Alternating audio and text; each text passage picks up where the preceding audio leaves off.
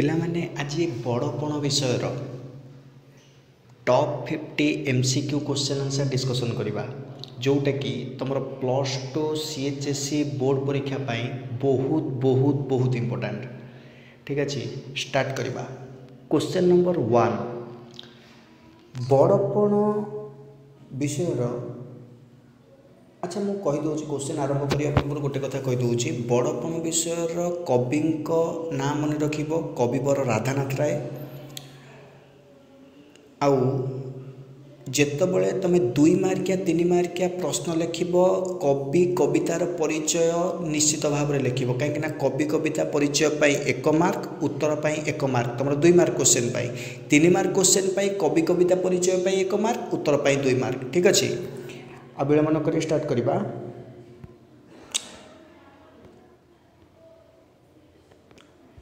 Question number 1 आजिर राजा मानंकु कवि कौन बोली कहिसंती? स्वेन श्वान श्रुगाल वृषभ। ठीक उत्तर होची श्वान। श्वान अर्थात कुकुर। क्वेश्चन नंबर 2 आजिर राजा माने काहाकू नेई बड़ाई करुथले बोली कवि कहिसंती? निजर प्रतिष्ठा पूर्वपुरुषों प्रतिष्ठा निजर धन संपत्ति प्रतिपत्ति। ठीक उत्तर होची पूर्वपुरुषों प्रतिष्ठा। क्वेश्चन नंबर 3 कहार गति को जलधारार गति सहित तुलना करा जायछि? इंग्रेज मानकर गजपति राजा मानकर आजिर राजा मानकर मंत्री परिषद मानकर। ठीक उत्तर होची आजिर राजा मानकर। 4 नंबर क्वेश्चन प्रजांक चित्त को पूर्व राजा माने किपरि बांधिथिले? बात्सल्य ममतारे बाजपारार संपर्क परी बंधु परी सहकर्मी परी। ठीक उत्तर होची बात्सल्य ममतारे।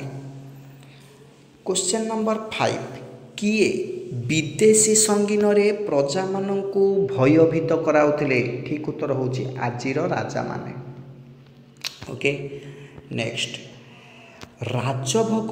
राजभोगर अभिलाष प्रजा मानंक ठारू कौन काढ़ी नेला बोली कुहा जाइछि? ठीक उत्तर होची श्रमार्जित ग्रास। ठीक उत्तर होची श्रमार्जित ग्रास। 7 नंबर निम्नलिखित काव्य मध्यरु केउंटी राधानाथ को रचना करिथिबा काव्य?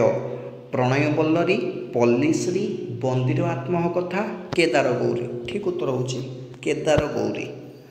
8 नंबर क्वेश्चन बड़पण कविताटी राधानाथंक केउं काव्यर अंशविशेष? मन रखिबो दरबार काव्यर। बुझेला कि सामंत चंद्रशेखर को संबर्धना दबा उद्देश्य रे कटकर बारबाटी दुर्ग एक सभार आयोजन करा जाइथिला जोठारे अनेक गड़जात राजा माने जमीदार माने जोग देइथिले। सेही स्थान रे एई पद्यटी को तुम आवृत्ति कराइथिला जोटा कि कविवर राधानाथ राय लिखिथिले। क्वेश्चन नंबर 9 राधानाथ को रचित दरबार काव्यटी की प्रकार काव्य? मन रखिबो एटा व्यंग काव्य। 10 नंबर क्वेश्चन राधानाथंक नाम रे केउं युग नामित होइथिला? मन रखिबो आधुनिक युग। 11 नंबर प्रश्न कवि राधानाथ राय को केउं उपाधि मिलिथिला? कविवर राधानाथ राय बोली कुआ जाय ताले उत्तर हे जिवो कविवर। 12 नंबर क्वेश्चन आजिर राजधर्म आजिर राजधर्म किपरि बोली कवि कहिसंती? प्रजाधन बुहा। नेक्स्ट 13 नंबर कविताटी रे काहाकू कान कुहा बोली कुहा जाइछि? राजा मानंकु इंग्रेज मानंकु जमीदार मानंकु मंत्री मानंकु। ठीक उत्तर होची मंत्री मानंकु।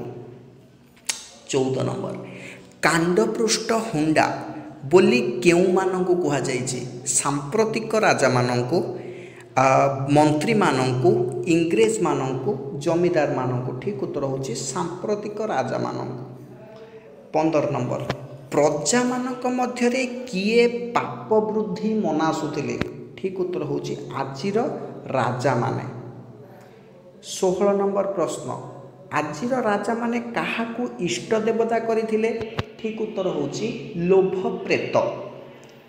नेक्स्ट मालखाना पूर्ण करिबा पाई किए टाकी रही थाए बोली कुहा जाइछि? आजिर राजा माने। 18 नंबर क्वेश्चन यक्ष किए? ଯକ୍ଷ ହେଉଛି କୁବେରଙ୍କ ଧନ ଭଣ୍ଡାରର ରକ୍ଷକ। 19 ନମ୍ବର କ୍ୱେଶ୍ଚନ୍, ରାଜାମାନଙ୍କ ଗନ୍ତାଘରକୁ କବି କାହା ସହିତ ତୁଳନା କରିଛନ୍ତି?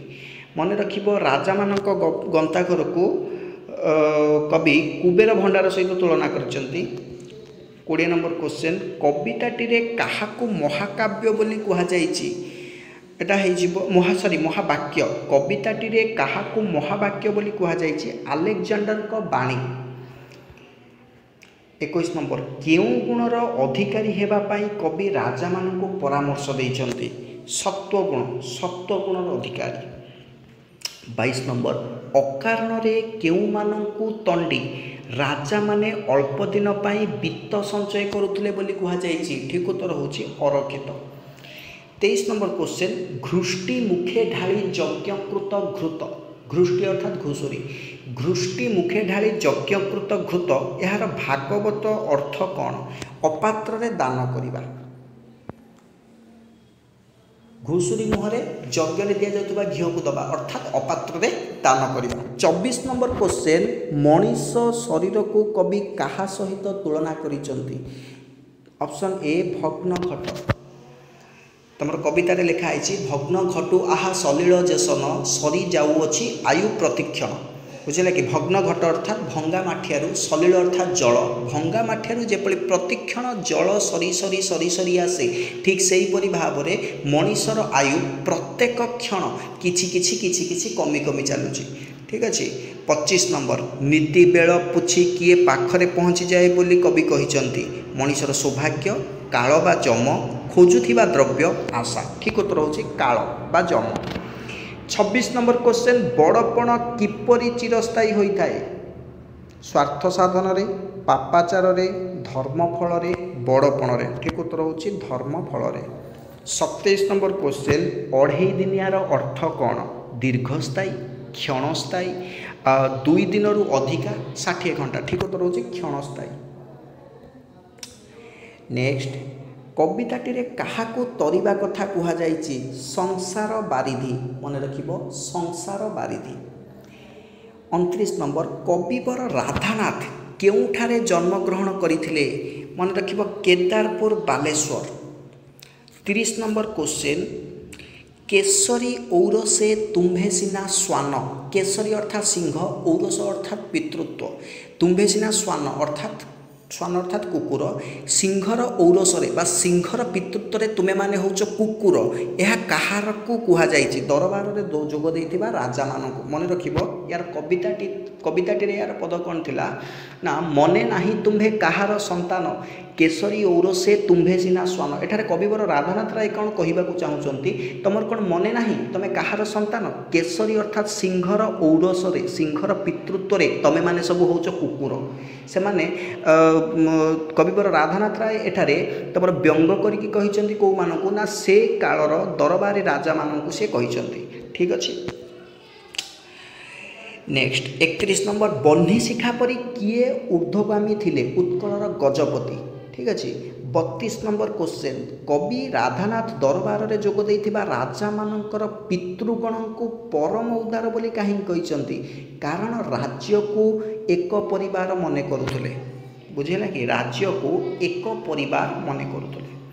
33 ନମ୍ବର କ୍ୱେଶ୍ଚନ୍, କବିଙ୍କ ସମୟର ରାଜା ଓ ପ୍ରଜାଙ୍କ ସମ୍ପର୍କ କିପରି ଥିଲା? ଦେଖ, ବାଜପାରା ସମ୍ପର୍କ ଥିଲା।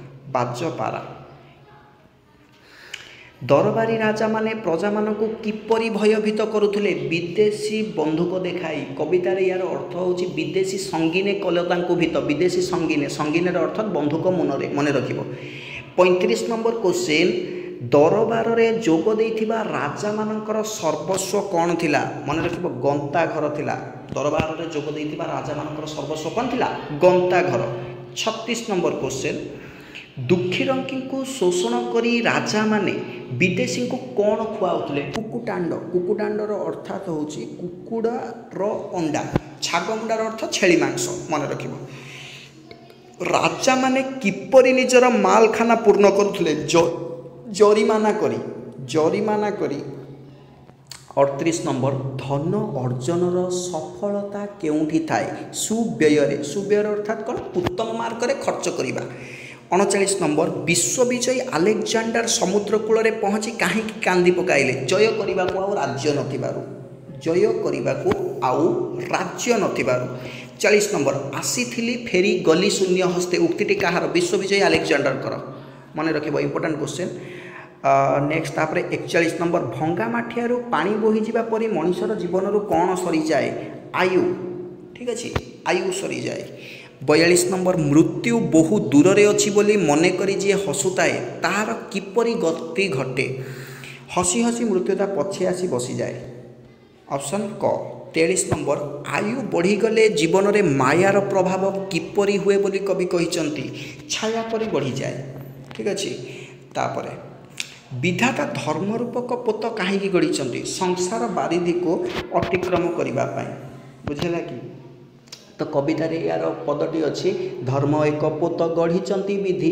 तरीबाकू एही संसार बारिधि धर्मरूपक पोत अर्थात नौका धर्मरूपक नौका को भगवान कहीं गढ़ी संसार रूपक बारिधि अर्थात समुद्र संसार रूपक समुद्र को अतिक्रम करने धर्मरूपक नौका भगवान गढ़ी ठीक अच्छे ये 44 क्वेश्चन बहुत इंपोर्टेंट भल से प्रैक्टिस करदेव और गोटे कथा आसंता 27 तारीख तुम गोटे सरप्राइज अच्छी तुमर जोटा कि 27 तारीख दिन तुम गोटे वीडियो आनी से कहि कौन कौन सरप्राइज अच्छी समस्ते से पर्यंत सांगसाथी मानू चैनल टाको सब्सक्राइब करने को कह वीडियोटा जब भल लगुच लाइक कर और शेयर कर यथेष्ट मात्रा पे शेयर कले कौन हम तुम सांगसाथी मान पाखे पहुँची से जानीपारे जे क्लास हो क्लास करेंगे जब भल लगे से कौन चैनल सब्सक्राइब करेंगे ना तुम कौन कर वीडियो देखुच कि शेयर करूँ तो जदि वीडियो भल लगुच तुम हेल्पफुल हो शेयर कर यथेष्ट मात्रा सांगसाथी मानू शेयर कर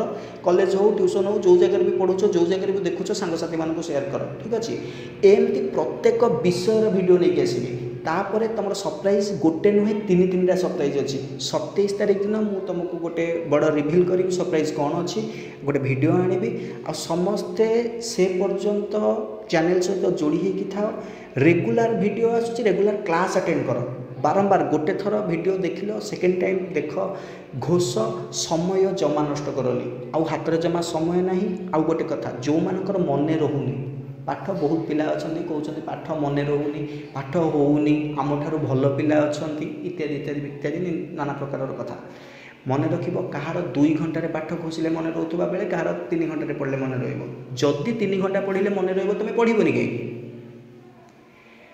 तो समय को नष्ट करनी कहीं तुम जब आज समय को नष्ट कर दिन आसो समय तुमको नष्ट कर तो से पर्यंत भिडटी को भल भाव देख प्रैक्टिस कर क्वेश्चन आंसर घोष मन रख समय नष्ट करनी एग्जाम आसिकी आउ 5 मास रहा एमती समय भी जना पड़े बड़े पलैब ठीक अच्छे सबू विषय वीडियो आनी जदि जो पिलार जो विषय डाउट रोचे जो पिलार जो विषय डाउट रोचे किंबा जो सब्जेक्टर तार दरकार क्लासेस दरकार मते तुम इंस्टाग्राम रे मेसेज कर पारिबो साई सर ऑफिशियल मोर इंस्टाग्राम आईडी भी गोटे अच्छी किंबा एई यूट्यूब वीडियो रो कमेंट सेक्शन में भी मते मेसेज कर पारिबो ठीक अच्छे जार जहाँ डाउट अच्छी मत मेसेज कर रिप्लाई करी कथा हेबी जो विषय जहाँ बुझार अच्छी मत आराम से पचारि पारिबो किछि असुविधा ना तुमर मोर वीडियो करिवार पर्पज होची पिलांकर जो विषय डाउट रही क्लीयर करवा तुम घर जो जगार भी हो किसी फरक पड़ेनि भुवनेश्वर जे रोच जे ऑफलाइन क्लास कर जो मैंने ऑफलाइन क्लास न कर ऑनलाइन रे भी तुम जो डिस्ट्रिक्ट हो किसी फरक पड़ेनि मत मेसेज कर मु तुम डाउट क्लीयर करा केमी मुझे व्यवस्था करी बुझीगला ठीक अच्छे थैंक यू।